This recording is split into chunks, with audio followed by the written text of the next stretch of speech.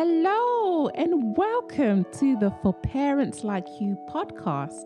My name is Hilda-Joy O'Connor, and on this podcast, we will be talking about all things to do with parenting. Being a parent is one of the most important roles you can ever play in the life of another human being. Let's be honest, there is nothing more fulfilling than to see our children grow up in love, compassion, and empowerment.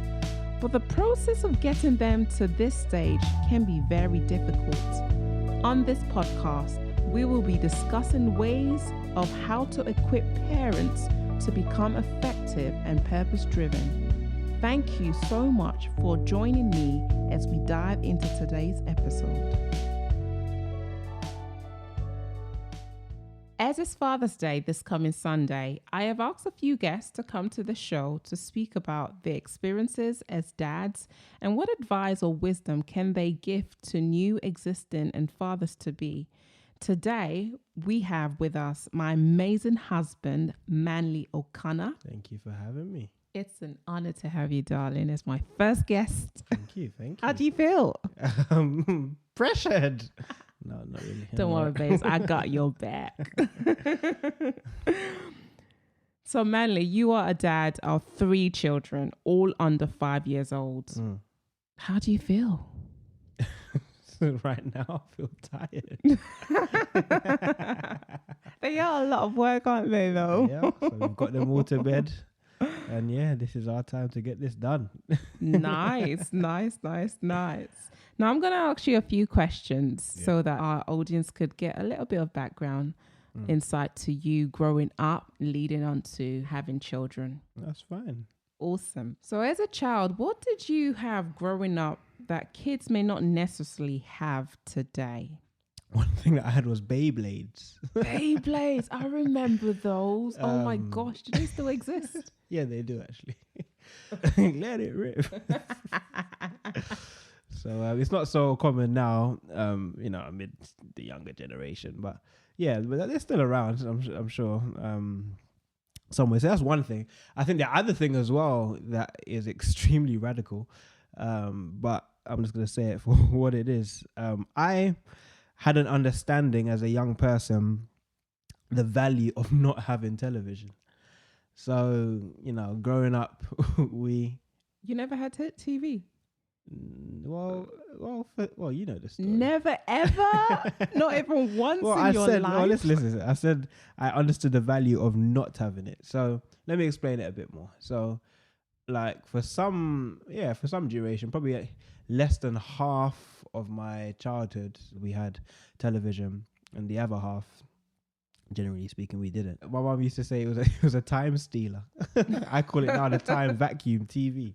So yeah, that was great. Just because it enabled me to kind of just pursue other things that were just more fulfilling, and also spend more time, with family, and yeah, pursue passions which I'm still benefiting from today. Like for example, music being a big one. Actually creating an environment at home where I had the time to practice. It wasn't really an effort, and sports and all that kind of stuff, and academics, etc. So yeah, the value of not having television, which I have, sorry to cut you, which the guests won't know, but obviously that's something that I've brought into our house. Definitely brought that into our house, guys. We don't have TV thanks to the influence of my husband. We used to though. Manley O'Connor. We tried it, but yeah, that had to get rid of that. So it's probably been about 2 years now. And yeah, we're going strong. We are going ever so strong. But it's so great, though, that they were able to do that because it enabled you to really value time. Yeah, definitely. And use it to your advantage to develop you. Yeah. Because for me, growing up, we watched TV. My dad had his own TV. We had our own TV in our bedrooms, as well as we had another TV downstairs. So TV was everywhere. That would never happen in our house. We only had the 5 channels. You had just the 5 channels. One TV. Oh dear. The first TV you had was it was like the one that had like a head, it was like those old computers. Like it had like a big head, like a proper cube. Oh, you have to laugh, man. It's good though, honestly. That that taught me well. The value of time, like literally the value of time, and not just being idle with it. And yeah, I'm grateful. That's good. What was the hardest thing you had to go through as a child, and how did you overcome it? Yeah, that has to be my younger brother. So the challenge that he faced was contracting meningitis at a very young age. And yeah, me, so there's 3 years between us. So the challenge for me as a 4-year-old who saw, his younger brother come into this world and essentially able to spend like the first like 9 or 10 months, around him as an able child, and then for that to completely change, and then for the rest of my life to spend time with him and to grow with him in his disabilities, because that's what happened as a result of the meningitis and brain damage, etc. I feel heartbroken, man, and I just feel that there's a part of me that just longs as a child for just things to just kind of just be quote unquote normal, even just based on what you see in society, what you see with your friends. That kind of experience just it really hurt me, if I'm going to be completely honest. And I had I think it enabled me to kind of grow up real quick as well, in terms of just being around and just doing little bits, around the house, just helping my brother and his needs when I could and when I was getting the opportunity. And I was also a support worker for him as I got a bit older as well. So I was able to really get into the kind of nitty gritties in terms of what it was really like to kind of support him. And he needs so much care. He needs, without anyone around him, he would die. He's extremely reliant upon others. So that's something that I had to deal with. If I'm honest, I don't think I've completely dealt with it now. But I think I would say better for it. Like I don't really know any other way. I've had to come through it, and I'm very grateful that my parents as well have remained together. They have a very strong faith, and we've been able to stay very close, even amid all that chaos. So all in all, I'm grateful, and it built my character, especially as a child as well, to just really value life. It goes back to that whole thing about even like television, like really valuing life, really valuing the true things, and also not taking things for granted as well. Because as I say, my brother was born absolutely fine, and it's just things that happen along the way, which some things I'll just put it this way: some things you can't explain, and you just have to ask God and just let Him just be the ultimate, force to get you through. But I love that even in the midst of that experience, that you still have remained in the faith, because that could have dittered you away and made you question, but why God, why my brother? And not truly just continued in the faith. Like in the midst of that challenge, from what I've experienced with you, you're so reliant on God, and you exemplify that character of Christ in our home. And even just your humility it speaks a lot of volumes. And I believe that the issue with your brother made you more humble in some aspect. Please correct me if I'm wrong, but I admire that spirit of humility in you, and that servanthood in you that has really benefited our family as a whole. Yeah, I'm grateful. That's even just to go on the back of that. I do feel, I'm not perfect in any way, shape or form, but I definitely feel that experience definitely helped me to be humble. And like the definition of humble, it's kind of like linked to like meekness, like just that word. Meekness, which is like being under, like being, you could say like submissive, or being kind of like under something in terms of that word humble. But I don't really see it like that. I prefer to link it more to humiliation. And what I mean by that is, there were so many instances when I was younger, for example, even just the whole thing about, like going to like maybe like a school event and people seeing my brother, and I wasn't really one to really talk about my situation to others. So in like maybe a school performance or something, and then you bring your family, so like I felt, you know, you could say that I felt embarrassed, you know what I mean? 'Cause I wasn't quote unquote normal. I was going to be real, you know what I mean? As a young person, you know what I mean? I was going to be real. And there's many different examples like that, you know, even like with family members, just certain embarrassment, or even just being at church and my brother's making, you know, vocalizing, you know, because my brother's a big man, and he, you know, in church, he might, you know, vocalize and, you know, make sounds like a baby, but in a big man's voice, like just stuff like that, which, you know, at times can make you feel, embarrassed. But it's like going through experiences like that, I think really kind of just sets you up for, you know, God's grace, you know, his grace that he gives to the humble. And I feel like my whole life, like I've kind of had that other side, which at times I don't really want to speak to people about. That other side where some of my friends at school, you know, might be going cinema and that, you know, I'm going home and experiencing, you know, having to, you know, change my brother, you know what I mean? Or, you know, getting ready for certain activity, maybe, you know, having to go somewhere as a family, you know, something which our family, it will take us 15 minutes. With my brother, it could take, you know, an hour and a half to 2 hours just to get ready to go outside. And then you end up going somewhere late, and then, you know, they might be looking at you or saying certain things, why are they late?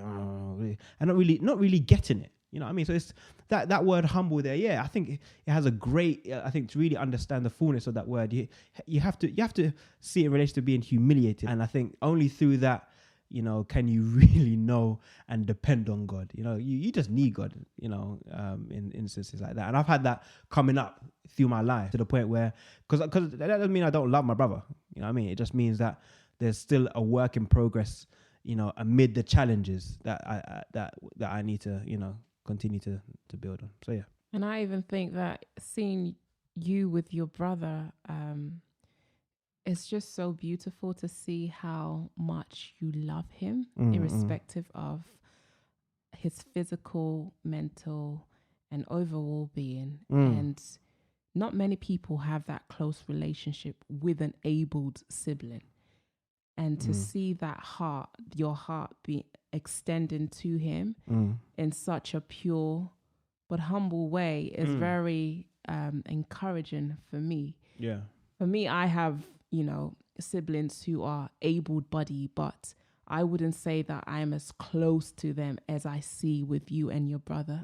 Which is interesting, because I can't even, you know, I can't have a conversation with my brother. And I think a lot of people kind of take things for granted as well and not really make the best out of, you know, certain relationships, especially when it comes to sibling rivalry and stuff like that. Like it's so easy to just take certain relationships for granted. But when they're gone, often it's times like that. It's like, all the good times that we used to have and all that kind of stuff. No, you have to see the value of relationships now their current state and to just enjoy them. And that also goes to me as well in terms of my relationship with my brother. You know, all is not lost. I'm still able to engage with my brother in certain ways and to still have a relationship with him, and I'm grateful for that. But I think it's extremely important, and that's another thing that I'm also in relation to our children, that I really want them to know the value of just being healthy and able. Yes. You know what I mean? Yeah. To just to be able to play flight with one another, to be able to have certain disagreements with each other as siblings, because I haven't had that and I've longed for that. And you're doing so well with them. Which family member would you go to for advice as a teenager, and was it good advice? Has to be my mum. Both my parents, but more so my mum. I think but I think there's also a time thing in relation to that as well. Like, you know, generally speaking, my mum was more at home. You know, generally my dad, you know, was working quite a bit as well. So it's not to say that, you know, my dad didn't add value. No, my dad has added a lot of value to me as well. But generally speaking, my mum, will be that person. And it has been very good advice. Yeah. And that's so beautiful, because even you could see the strong relationship between you and your mum even till this day. And even for me, having that experience with your mum, she's very relational and just allows you to be you. And you don't have to feel that you have to be something else in order to be accepted by your mom. What is the most embarrassing thing your dad has ever done to you growing up? It's interesting. Yeah, so my dad is...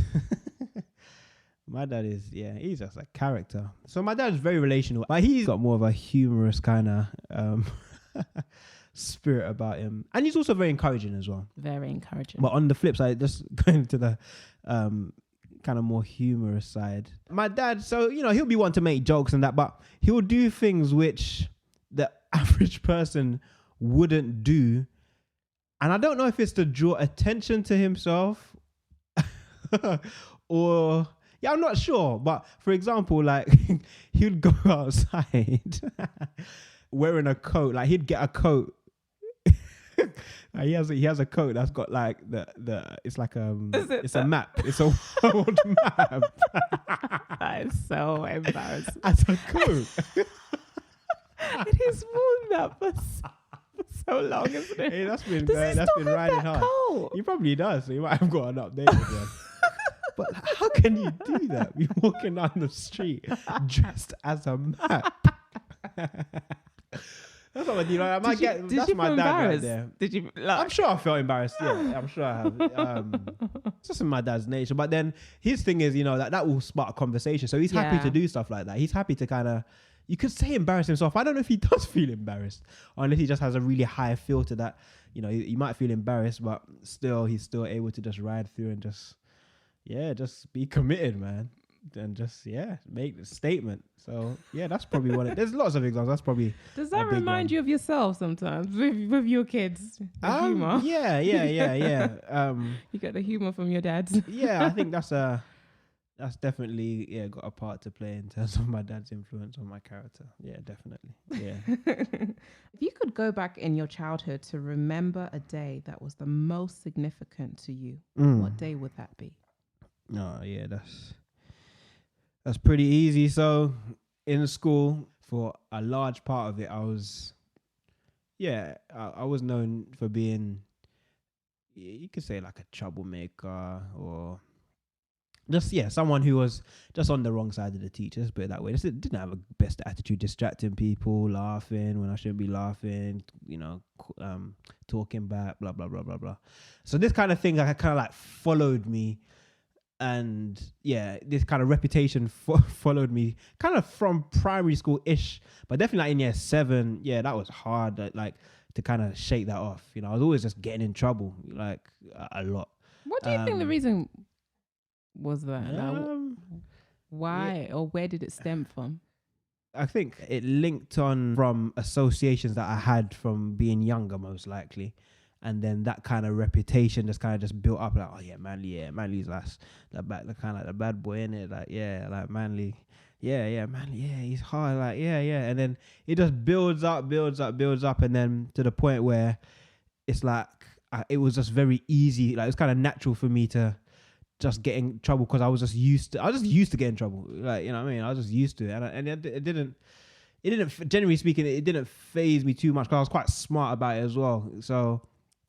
I would kind of, at times when I would get in trouble, you could say that was kind of like the end result. But prior to that, like I'll be causing mischief and people, teachers wouldn't be catching me for it. So, it's that whole thing, I guess, about just kind of just pushing it as far as one can. But this comes on to what I was talking about. So, definitely year 7, year 8, year 9, those were tough times. I wasn't doing bad academically.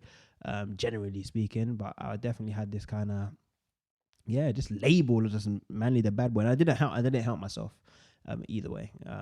So anyway, moving forward, come year 10 and 11, somehow something just switched in me. I think it was a faith thing, if I'm honest. I can't say that it was a specific moment that I kind of turned it around, but I got to the point where it's just like, especially like going to GCSEs and stuff, it's like I need to change this around. I want like this is not helpful to my life, getting in trouble, consistently having this reputation.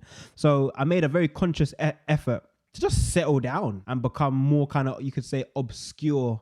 I was still very popular in school, generally speaking, for the wrong reasons. I would say that was probably coupled with some good things as well. But in year 10 and 11, I just cut out, generally speaking, all the rubbish, all the stuff that I knew in my heart that I was intentionally doing, the talking back, all these kind of things, and just focus on just academics. I just kind of just knuckled down, and I'll probably say as well my faith, like because during that time as well, I was I was much more active in my church, playing musically, and that was kind of a really kind of, yeah, those were great years to really kind of see progress in me, musically and in my faith, etc. But especially as a young person, I was, much more plugged into my church that I was attending at the time. So a couple of different things probably added to that. So at the end of year 11, I had seen over the years different people getting awards for certain things, and I, generally speaking, just didn't get those kind of awards,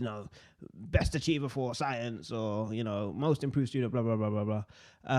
And it was so interesting to me that in year 11, it's just like right at the end when I was about to leave, I got the award for, I think it was like most improved student. And it's funny because there wasn't even that many people in the hall. It was something that happened, I think, after school. There weren't even that many people in the hall. I was used to kind of hearing these awards done like in assembly where there's, hundreds of kids there. But for me, like that melted my heart, man. Like, to know that I had that reputation for so long, as being like labeled as the kind of the naughty kid. To get that award, that was just one of the best experiences ever. And because as well, yes, I'm grateful to God, but also I know that I had a huge part to play, and it just made me just kind of be aware that if one focuses their mind to get to something, but to really make a change, it will be done and it will be recognized. You know what I mean? It will be recognized. So I'd turn that thing around, man, and then I left. and you turned it for good, husband. Yeah, definitely. Because then I have the finished product. Oh, there you go. Hallelujah to that. There you go. Yeah. So that was that changed my life. Yeah, because I did not in terms of, had it not been for that, because I had been making changes before I made that. Before I got that award. But so I'm not saying if it had not been for that award, but I'm saying if I had not made the changes that I made, I wouldn't be where I am now and be of the character that I am now, had it not been for that change back then. So I'm grateful. That's powerful though, and that's so bold and courageous of you to choose to make that change, to be better. And you did your part as well as God did his part. Yeah. But you had to do your part first. Yeah, right. That's amazing. That's very, very inspiring to hear. What did your parents do with you that you loved growing up? Okay, two things. So they encouraged me in my gift, musically, sports as well, because I was really good at sports, but especially music. They gave me the opportunity to exercise my gift and to get better at it. That's it.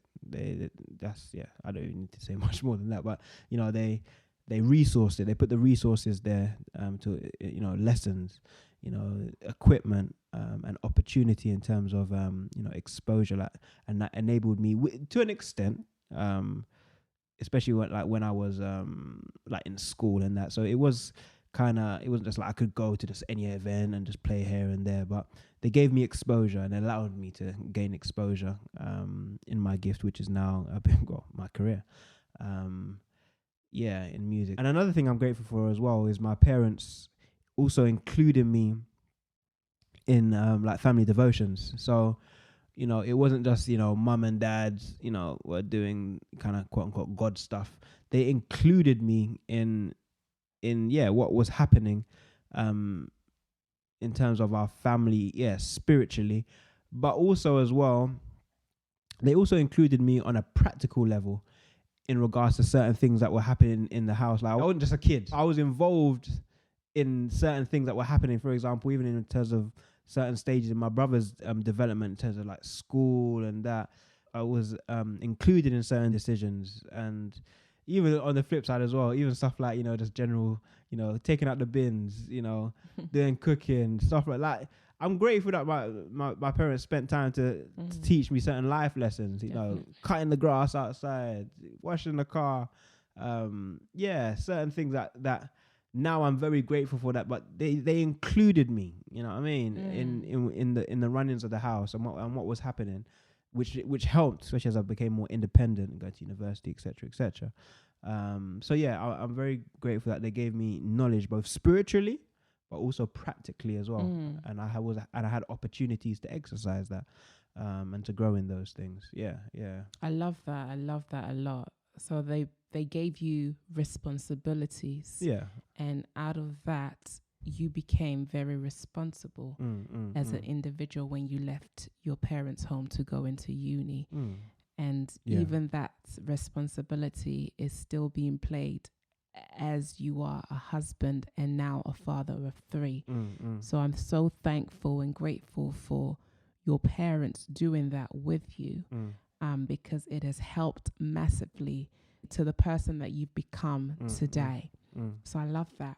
So having reflected on how things were for you as a child, how has this shaped you to become the parent that you are today to our 3 young children, all under the age of 5?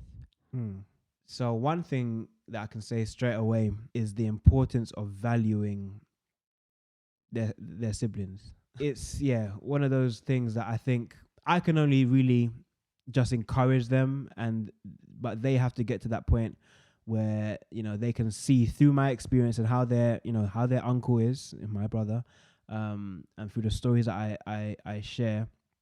They need to kind of get to that point where they can really, and I'm aware of that, that they can really, appreciate what they have, because I don't want it to be a thing that I'm, bashing them over here saying, I never had this as a child. You're crying about your brother taking this. Well, my brother wasn't able to take that because he was disabled. Like, let's just be real. Like, I don't want to be like that.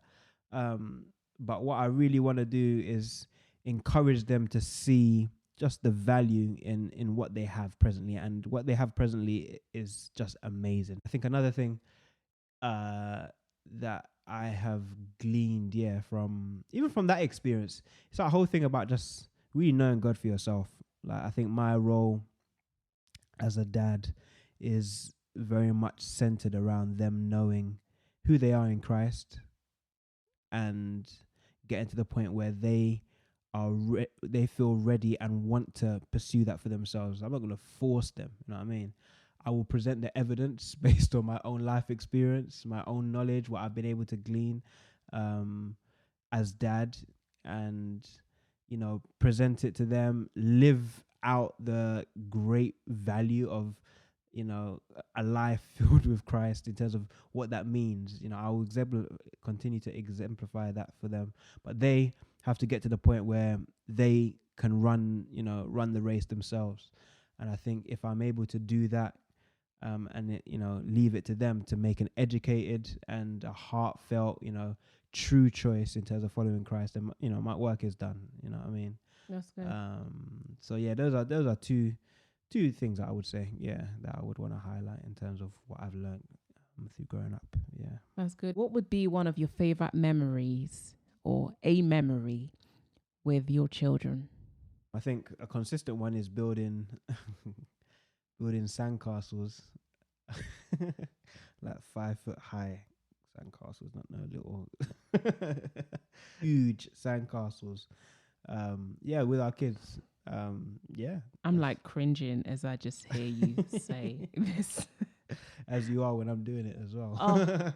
So, background story, everyone. Whenever we go to the beach, Manley finds a spot and builds a huge sandcastle that attracts a lot of audience. And mum, like me, I get embarrassed.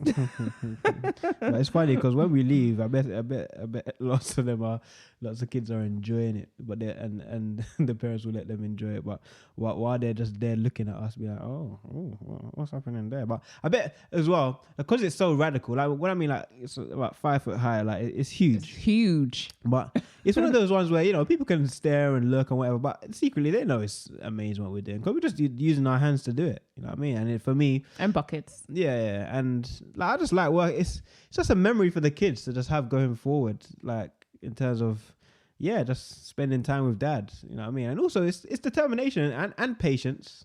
I think it's a lot. The reason I like doing it is because it's really good, like mentally, especially when I have to deflect your insults, girl. No, sun's coming towards me. Oh, why? Can you stop now? I think that's enough now.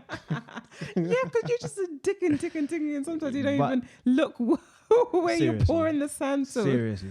Sometimes you just get so focused in just Really? digging, Manley. Okay, Hilda. But I have to ask him, Manley, please be careful. I don't want any sand on me. But it's yeah, I like doing it amid the adversity, girl. Well, it's a really good, like, focused type of activity Yeah. for the kids to know that, you know, you have a beginning and you have Yeah. an end goal of how you want this sandcastle to be. Yeah. You really like it. Is it? Do you find it a bit therapeutic? For definitely. Yeah, 100%. And it's yeah, it's just a great way to just create some good memories. Yeah. So yeah, there you go. Well, the kids certainly enjoy that with you, without a doubt. Are there things you wish you knew or could do differently being a dad of 3 children?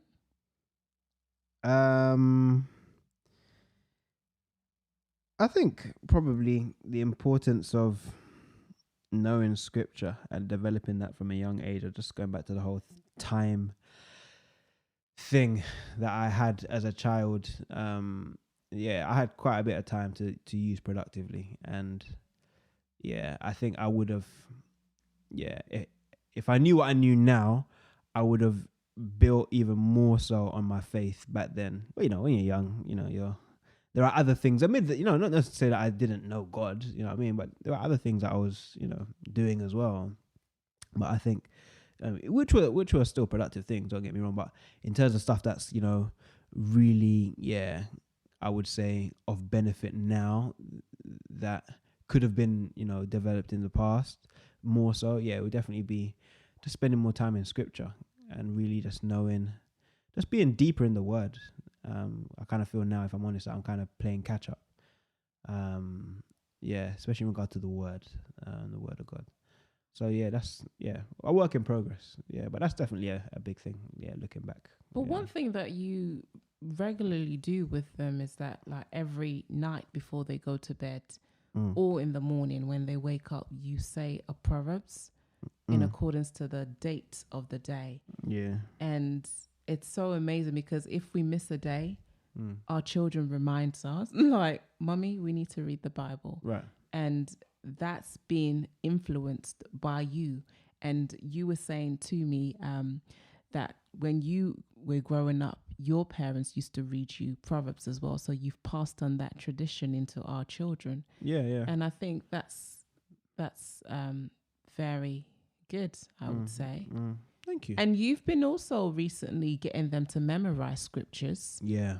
So I guess that's could be seen as a way of, yeah, like not that I've never memorized scriptures, but I feel that I'm definitely doing it more more with the kids now than I did, than I was doing at their age, just so I can kind of just try and improve for the next generation. And yeah, and it's great, and they enjoy it. Definitely, they do. Yeah, definitely. Yeah. So in conclusion, my beloved, handsome, ever so gifted, amazing husband, and yet a fantastic dad to our children, how would you like our children to remember you? Yeah, that's a really good question. I would like them to know that they had the opportunity to express themselves, and for me to learn from them. You know, they're living in a completely different time to us, and like into how we grew up, and definitely how my parents grew up. So I think there's so much that one can learn just about what's happening in their lives. So I really hope that they would remember me as a dad that listened to them and allowed them to express themselves, and learnt as well from them as well. Yeah, I think that's huge. I don't want to be seen as someone who knows it all and is always right now. And I'm quite, when I do things wrong, I explain to them, and I apologize to them. And I want that to continue even as they get older. I want to still keep growing with them. I think another thing is as well that I think it's so important that they get to the point where they know Christ for themselves. And I think it's definitely my job as a dad, I would say, to simply put, to present the evidence through my life, through the words that I say, of just how good life is with Christ, and that they can get to the point where they can make a true decision to follow Him on their own. I that would be my prayer, that I'll be remembered as dad who gave them the opportunity to know Christ, lived out in a way that's just real and relevant. That's good. Because that's it. Because in Christ, they have everything. I'm not going to be here forever. There's so many things that I know, but also so many things that I don't know and that I'm still journeying in. But if I can really plug them and point them towards the source of all things good, which is Jesus Christ, that for me that would be a great success, and that would be something that I would love to be remembered for. Oh, you make me want to be a bit teary. Oh, let it out. Let it out. Well, one thing that I would also like to add to that is that you are a present dad, and the children recognize that and acknowledge that. And I'm grateful for that. Thank you. And I try to be intentional. That's another thing. Yeah, that if just thinking about it now, I guess it links into what I said first. But sorry to cut you, but that's a very important thing. Yeah, definitely, for them to know that dad was present, very present. In the midst of your work schedule, you still try to make an effort to be present with the kids. Thank you. And not many dads have that opportunity or make that sacrifice to be present with their kids. I didn't have that growing up. So you being present with our kids is such a blessing and a gift for me. Thank you are extremely supportive. You're not just a dad who was just there. You are absolutely involved in their lives, involved in their academics, involved in their spiritual development. And another thing that our children has seen with the way that you react to me, you react to me with love, with humility, and they are able to react to each other with that love that they can see from their dad's display. And so I really want to thank you for that, and I appreciate you. And I would not have asked for another person to be the dad to our children, because you are such a fantastic dad, and we love you very much. And we have a gift to present to you. I love Daddy really much, and I love him with all my heart. How does it make you feel when Daddy plays with you? Special. Special. Yeah. That's because Daddy is very special, and he makes you feel special, doesn't he? Yeah. Can you tell me why you love Daddy? Hold the dad and my best friend. Because Daddy's your best friend? Yes. Oh, what do you like doing with Daddy? I like the dad applied on my dinosaur. You love Dada? Dada? Dada? How do you feel when you hear that? It's lovely to hear,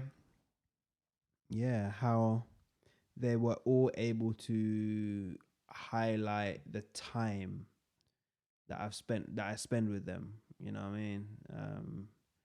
That's a big thing that hits me, and it just enhances what you were saying in terms of me being present and choosing to be present, because it is a choice. I don't always get it right all the time, but generally speaking, I definitely have a heart to be around, and clearly they can, they can sense that, and they've experienced that, and they're in their own way, they're grateful for it. And it's what a privilege to be a father to the children that we have. what a privilege. And I pray that I would not take it for granted. And I'm just so blessed, and I'm so grateful. I'm so grateful that you did that as well. Did it make you a bit want to cry? Yeah, definitely not. Definitely not. I felt a bit teary. Again. You know me. I'm mum. I'm good. Mum is the emotional one. That's all right. Did you hear your little boy, your last born? I did. Joshua. I did. Yeah. So yeah, thank you for doing that. Yeah. You're welcome. You are worthy to be celebrated. Thank you. Love you. Thank you. Love you too, girl. Thank you for listening. Please do share this with your friends and family and come back for next week's episode. Bye for now.